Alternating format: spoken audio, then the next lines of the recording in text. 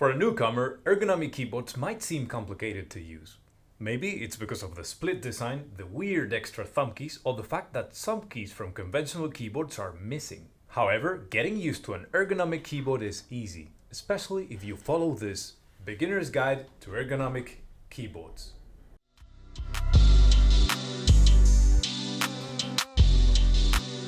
Hello Dygmates, I'm Chris, and today I'm gonna walk you through this 5-step guide on how to use an ergonomic keyboard.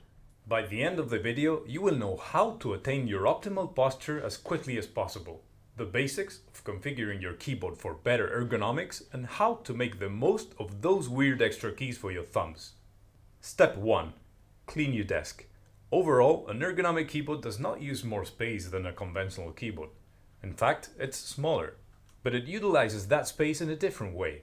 A clutter-free desk will allow you to move it around, trying different angles and different positions without anything getting in the way. Plus, it looks nicer. Now that your desk is ready, let's dive into it. Step 2. Get comfortable. The first thing you have to do is easy. Get comfortable. You don't need to rush into a completely split position or extreme tilting. Just focus on having your wrist aligned with your forearms.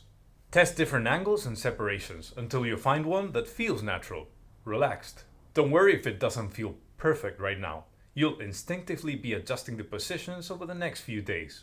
Once your hands are comfortably resting on the keyboard, it's time to pay attention to your elbows. You want to consider two things: the height, which should be slightly above the keyboard, and the support.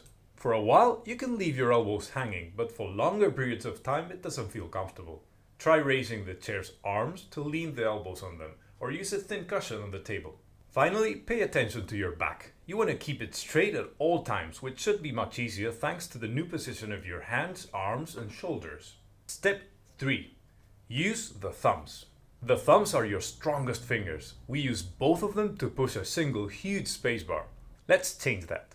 Most ergonomic keyboards have some weird extra keys near the thumbs. Sometimes the spacebar is just split in 2 or 4. Others have huge clusters of keys that resemble the console of a spaceship. The reason behind these keys is favoring the use of the thumb instead of the pinky.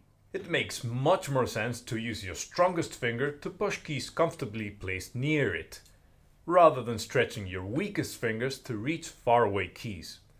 Think how far the pinky goes to reach the backspace or the shift. A great way to start is to use your configurator software to move the backspace to one of your thumb keys and then leave the original key with no function. That way you'll force yourself to get used to the new placement of backspace. Once you're used to one key, move on to the next one, or even better, try 2. In a few weeks, you'll find yourself typing with no effort and a custom thumb cluster. Step 4. Customize your layouts. One of the things that most ergonomic keyboards have in common is that they're smaller. They're missing keys like the numpad, the arrows, or the F keys. But where have those keys gone? Well, they're in a different layer, although I like to think of them as a different dimension that you travel back and forth from. This might seem odd, but you're already using layers on your conventional keyboard. For instance, holding the Shift key takes you to a layer where all your letters are capitalized, and you can access different symbols than in your original layer. A fully programmable ergonomic keyboard uses the same principle but turns it up to the max with several customizable layers. Start by creating a layer with all those missing keys. You'll also have to configure a key to access that layer. Think of it as a second shift.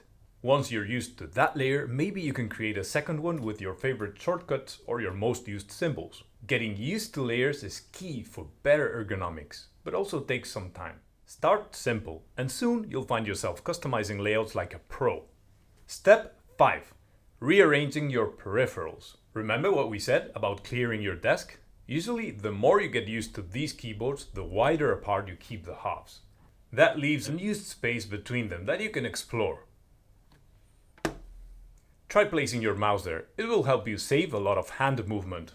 If you prefer it, you can also place a cup of coffee, a drawing tablet, a notepad, or even a pet.